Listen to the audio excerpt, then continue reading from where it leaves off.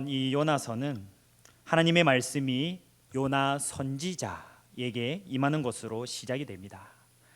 이는 여러 다른 선지서들처럼 선지자들에 대한 기록을 시작하는 통상적인 방식입니다. 특히 하나님께서는 위기의 때에 이와 같이 말씀의 사역자 또 택하신 선지자들을 부르셔서 그의 택하신 백성 곧 이스라엘 사람들에게 말씀을 전하게 하셨습니다.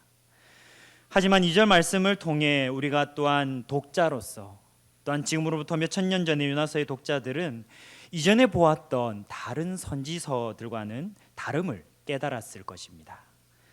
하나님께서는 요나를 불러 이와 같이 말씀하셨습니다. 저 큰 성읍 어디로 가라고요? 니느웨로 가서 외치라 라고 말씀하셨습니다. 이 말씀은 그 시대를 우리가 돌이켜 보았을 때에 실로 여러 차원에서 놀랄만한 일이었습니다. 우선 히브리 선지자에게 이스라엘을 떠나라는 것, 그리고 떠날 뿐만 아니라 이방 도시로 가도록 부르셨다는 사실 그 때문입니다. 그 전까지 선지자들은 하나님의 백성 택하심을 입은 이스라엘 백성들에게 보냄을 받아왔습니다. 예레미야와 이사야와 아모스와 같은 일부 선지자들이 이방 나라들에게 주시는 몇몇의 말씀을 받아 전했을 뿐입니다.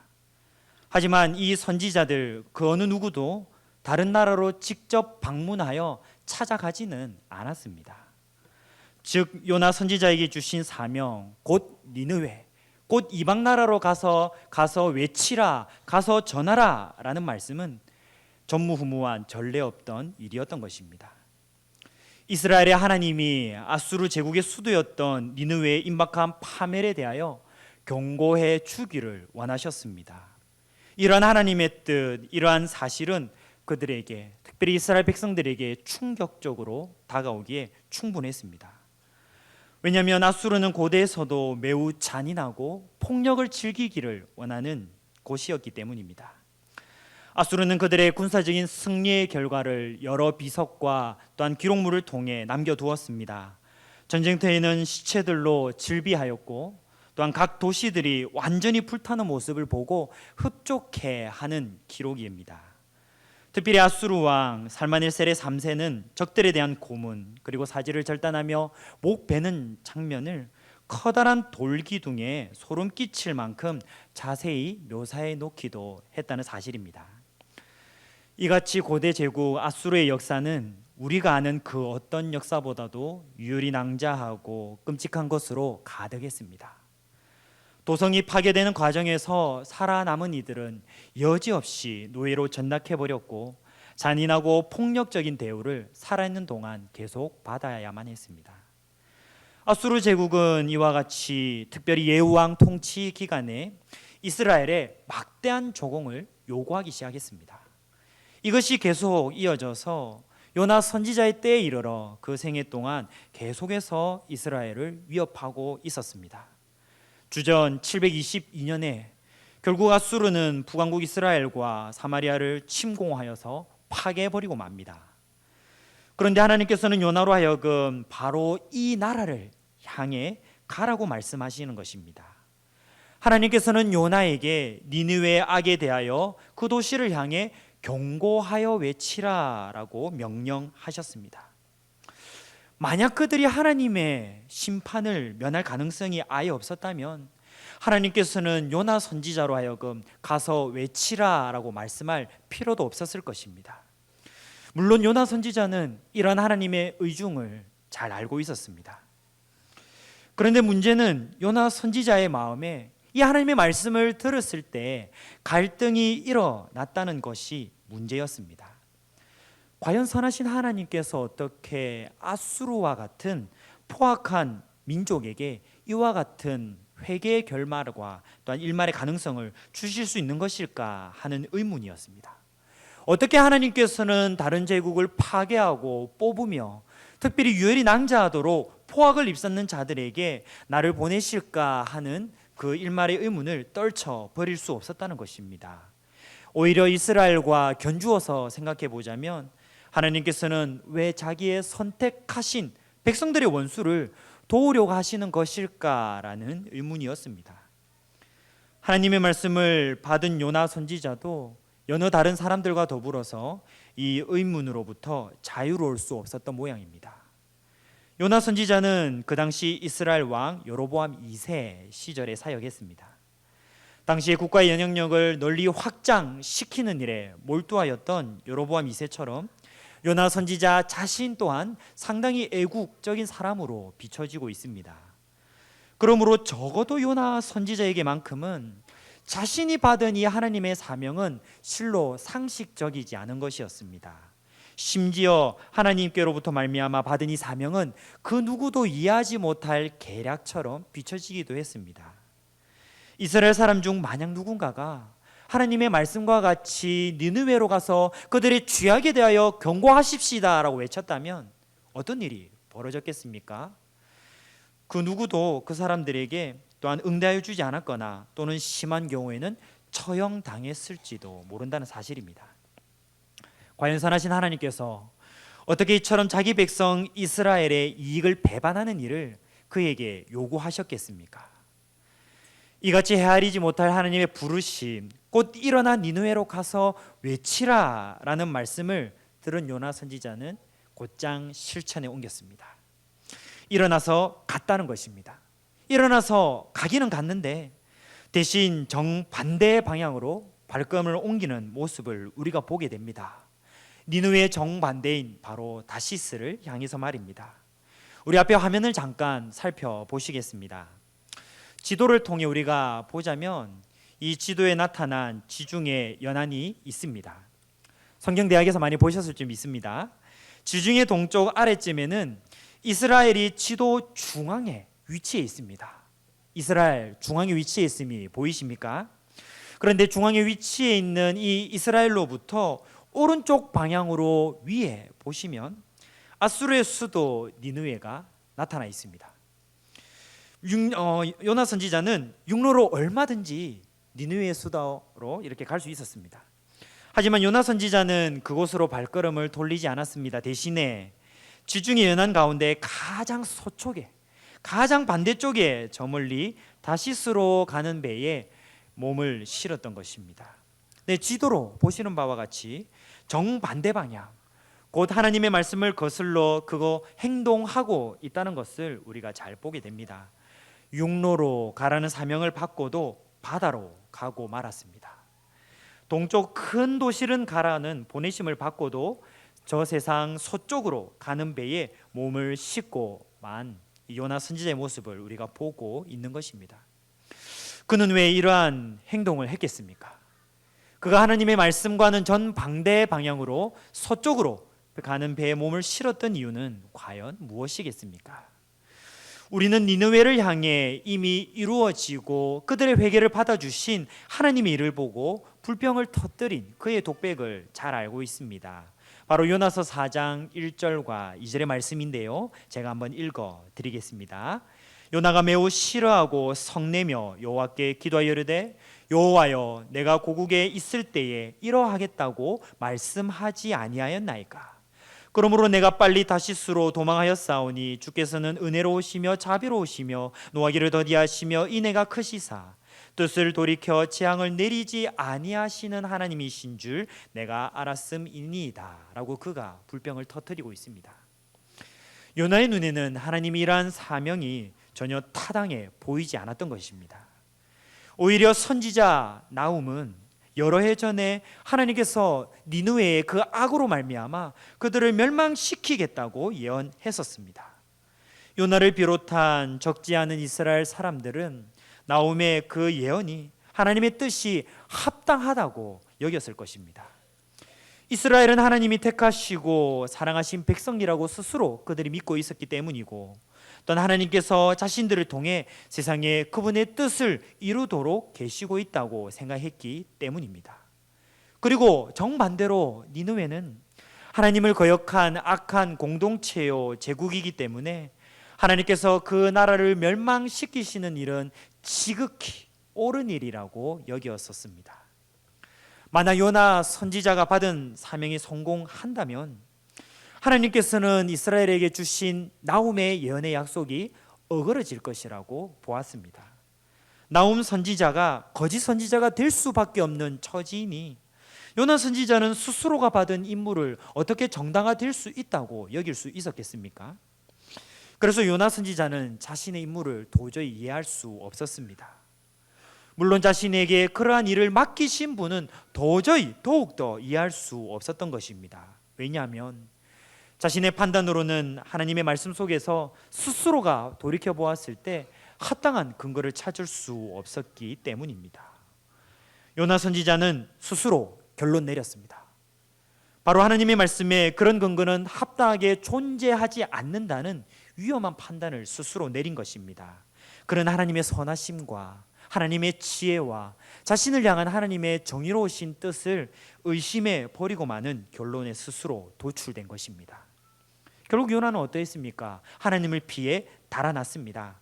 하나님을 피해 육로가 아닌 바다로, 동쪽 위가 아니라 완전히 서쪽의 정반대 방향으로 달아난 것입니다. 사실 우리가 요나서를 읽으며 한 발짝 물러서서 요나서 전체를 한번 살펴보자면 사람이 하나님을 피해 달아나는 모습에는 크게 두 가지의 종류가 있음을 보게 됩니다. 동일하게 우리는 신약 성경 전체에서도 사도 바울을 통해 이와 같은 모습을 보게 되는데요. 특별히 로마서 1장에서 3장까지의 이 말씀이 이와 같이 보여줍니다. 로마서에서 사도 바울은 어떻게 이야기하고 있습니까? 먼저 공공연히 하나님을 거부하는 자들에 대하여 이야기를 시작합니다. 모든 불의, 추악과 탐욕에 가득하며 악의가 가득 찬 자들에 대하여 이야기하고 있습니다. 그리고 이어서 2장에서는 성경의 말씀, 그 하나님의 뜻을 따르려고 하는 이들에 대해서도 동일하게 이야기합니다. 바울 우상을 숭배하고 부도덕한 이방인들, 이들과 성경을 믿는 도덕적인 유대인들 모두를 바라보면서 기록하기를 의인은 없습니다. 한 사람도 없습니다. 모두가 하나님의 뜻 가운데서 좌우로 치우쳐 곁길로 빠질 뿐입니다 라고 결론 내리고 있는 것입니다. 한 집단은 하나님의 율법을 따르려고 성실하게 노력했습니다. 또 다른 한 집단은 하나님의 뜻을 아예 처음부터 무시하고 있습니다. 하지만 바울은 그 모두가 하나님으로부터 곁길로 빠졌다고 지적하고 있는 것입니다. 그들은 열심을 다했지만 사실 각기 다른 방식으로 하나님부터 달아나고 있었다는 사실을 로마서가 밝히고 있습니다. 부도덕해지고 종교를 떠나는 방식으로 하나님으로부터 달아나고자 하는 이 삶의 모습은 우리에게 사실 상당히 친숙한 이야기입니다. 하지만 바울은 대단히 종교적이고 또 도덕적인 사람이 되는 일도 하나님을 피하려고 하는 모습으로도 될 수 있음을 지적하고 있는 것입니다. 하나님을 피해 달아나는 이 두 가지 방식의 삶에 대하여 우리는 또한 동일하게 복음서에서도 살펴볼 수 있습니다. 그 복음서의 사례는 바로 누가복음 15장의 말씀입니다. 우리는 누가복음 15장에 소개된 예수님의 비유를 익히 여러 수많은 날의 가운데 들어왔습니다. 바로 두 아들에 대한 비유입니다. 하나들은 유산을 챙겨 집을 떠난 동생이 있었습니다. 이 동생은 아버지의 도덕적 가치관과 또 아버지로부터 비롯되는 삶의 양식을 모두 거부해버리고 말았습니다. 그리고 자신이 원하는 방식을 삶을 삶으로써 아버지의 통제에서 완전히 벗어나려 했던 것입니다. 하지만 이에 반해서 형이라는 첫째는 집에 머물면서 아버지의 삶에 철저히 순종합니다. 아버지의 집안의 가산을 돌보며 아버지의 가산의 노동을 함께 동참하고 있었던 것입니다. 하지만 결국 이 사건의 마지막, 이 비유의 마지막에 동생이 돌아오자 아버지가 그 남은 재산, 곧 자신에게 나중에 돌아올 몫으로 잔치를 벌이라는 모습을 보고 말았습니다. 첫째 반응은 어떠했습니까? 분노를 쏟아내죠. 분통을 터뜨립니다. 어떻게 자신이 받아야 할 몫을 먼저 챙겨놔 버리고 또한 다른 것들과 함께 삼켜버린 이 둘째 아들에게 아버지의 재산을 탕진할 수 있습니까? 사실 자기의 속마음에는 자신이 받아야 할 몫을 어떻게 이와 같이 방탕 허무맹랑한 둘째에게 쏟을 수 있습니까? 라고 그렇게 분노했던 것이죠. 이 부분에서 우리는 또한 첫째 역시 아버지를 진심으로 사랑하지 않았음을 우리가 잘 알 수 있습니다. 결국 큰 아들이 아버지에게 순종했다는 그 근거는 사랑해서가 아니라 자신이 받아야 할 몫을 위해 그리했다는 것입니다. 사실 자신의 순종이 아버지에게 감정적인 부채감을 안겨주기를 원했다는 것이죠. 곧 자신이 원하는 대로 하시도록 자기가 열심히 일을 돕고 아버지에게 순종함으로 말미암아 아버지를 스스로가 통제할 수 있다고 믿었던 것입니다. 두 아들 모두, 형이나 동생이나 모두 아버지의 사랑을 그대로 믿고 신뢰하지 않았음을 보여줍니다. 단지 아버지의 통제를 벗어날 길을 스스로 각자의 방법으로 열심히 찾고 있었을 뿐입니다. 한 아들은 아버지의 규칙에 순종함으로, 또 다른 아들은 불순종함으로 그리했다는 사실입니다. 이렇듯 하나님을 회피하는 두 가지의 삶의 방식 모두 거짓말이 바탕에 깔려 있습니다. 바로 우리의 유익을 위하시는 하나님의 열심과 그 말씀의 약속을 신뢰할 수 없다는 거짓말입니다. 우리는 우리에게 필요한 것을 내놓으십시오, 우리가 필요한 것을 당장 이루어 주십시오라고 하나님께 강력히 요구해야 된다고 생각합니다. 겉으로는 하나님께 순종하는 것처럼 비춰져도 보여도 하나님이 아닌 우리 자신을 위해 그리하고 있다는 사실을 우리가 종종 목격하지 않습니까? 우리가 생각하는 방식이 아닌 하나님의 말씀을 받았을 때, 그러한 하나님의 뜻과 그 계획을 우리가 받았을 때 우리는 과연 어떤 모습을 취할 수 있겠습니까? 우리는 도덕과 자신이 스스로 빠지는 의로움에 거추장스러운 모습을 금세 벗어버릴지도 모릅니다. 결국 우리는 하나님께 격분하여서 어떻게 그리 하실 수 있겠습니까? 나 자신의 계획과는 너무나도 다릅니다라고 그대로 하나님을 떠나버릴지도 모를 것입니다. 이와 같이 하나님 말씀을 받았을 때 하나님을 피해 달아나는 이 두 가지 방식의 삶에 대한 대표적인 사례가 오늘 살펴본 요나서에 있습니다. 요나는 처음에는 동생처럼 굴었습니다. 누가복음 15장에 있는 비유에 동생처럼 굴었다는 사실입니다.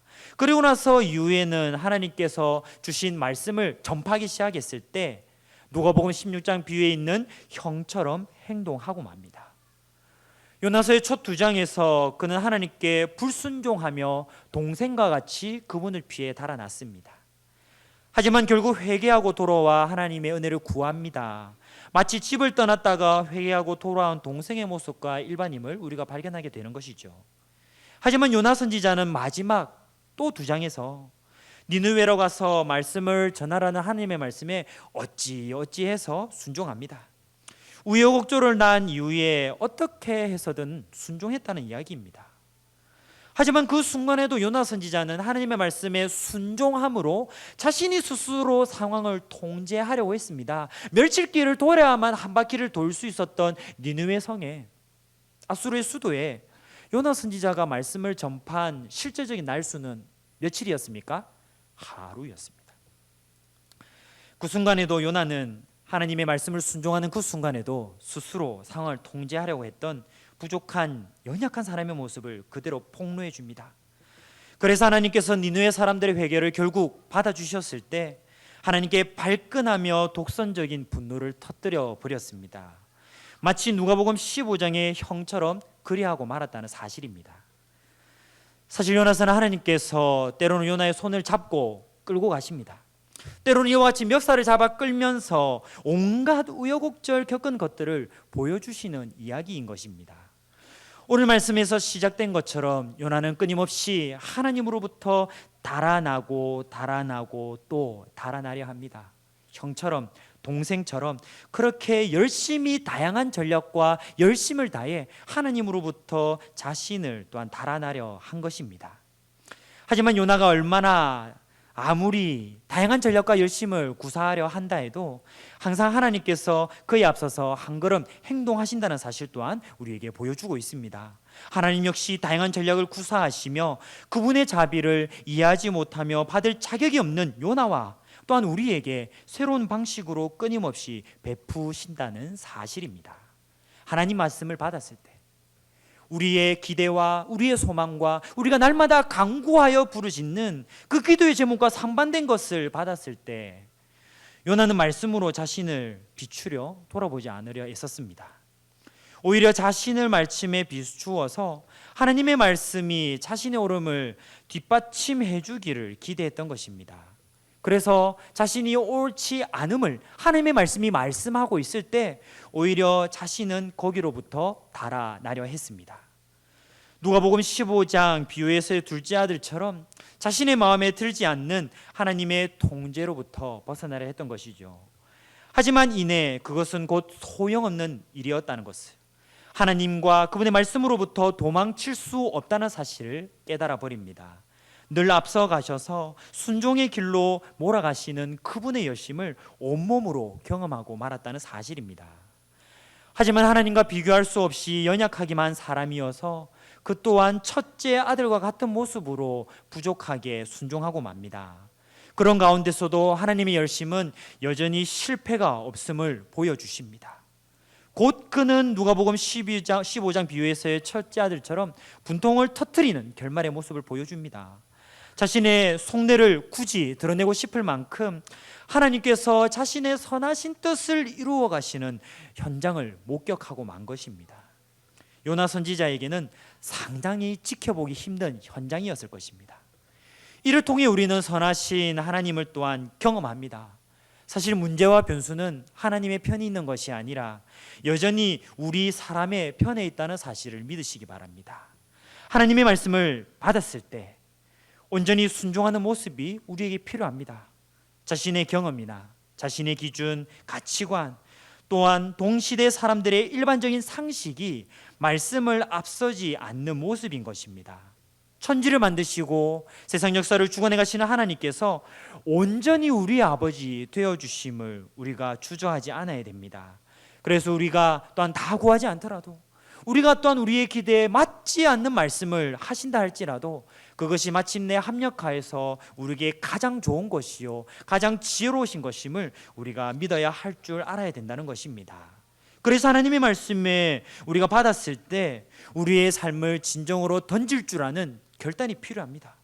우리가 하나님의 말씀을 받아 누리며 믿음이 또한 성장해 나아갈 때 아멘으로 화답하여 합심하여 나아갈 줄 한다는 삶이 필요한 것입니다. 이런 삶은 사실 매일 시도하면서 실패하기도 하고 부족해하기도 하고 또한 스스로 우리가 주저앉아 버릴 때도 많음을 보게 됩니다.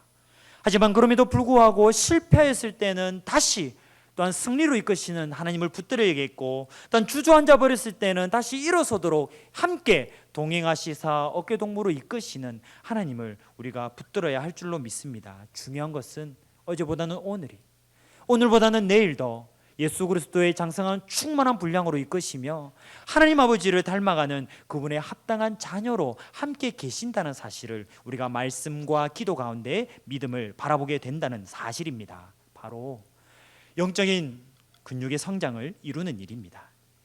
그래서 우리는 매일 두 가지의 삶을 반복해 나아갑니다. 말씀을 깨닫고 알아가며 배우고 배운 그대로 실천에 옮기는 삶입니다. 또 하나는 그 말씀의 약속과 또 하나님께서 항상 나와 함께 하시며 출입을 주장하시고 우리 각자의 삶의 영역과 자리에서 함께 하신다는 사실을 믿는 마음으로 뭐 하는 거죠? 신앙성장반에서 이것을 이렇게 비유로 얘기했습니다. 성도의 호흡이고 하나님의 대화인 기도를 우리의 삶에서 매일 고군분투하며 나아가야 할 줄로 믿습니다. 교회에서는 이러한 매일의 삶, 하나님의 말씀을 받고 실천하며 우리의 기대와는 다른 그분의 뜻에 온전히 순종하도록 연습을 독려합니다. 그것은 바로 말씀을 배우고 양육과 훈련의 성장을 거듭하는 일인 것입니다. 이러한 신앙 연습을 우리가 교회에서 가지기도 합니다. 또 각자의 상황에서 매 순간 다르게 맞닥뜨리는 상황을 보고 또한 우리가 하나님의 뜻을 헤아리기도 하는 것입니다. 요나 선지자도 동일합니다. 자신의 부족한 사역과 현장 가운데 깨닫게 하여 주시는 하나님의 놀라운 사역의 일들을 요나서 전체를 통해 경험했다라고 볼 수 있는 것입니다. 동일하신 선하신 하나님, 동일한 연약한 사람, 이 두 각자가 오늘날에도 우리의 삶에 여전히 동일하게 펼쳐져 있습니다.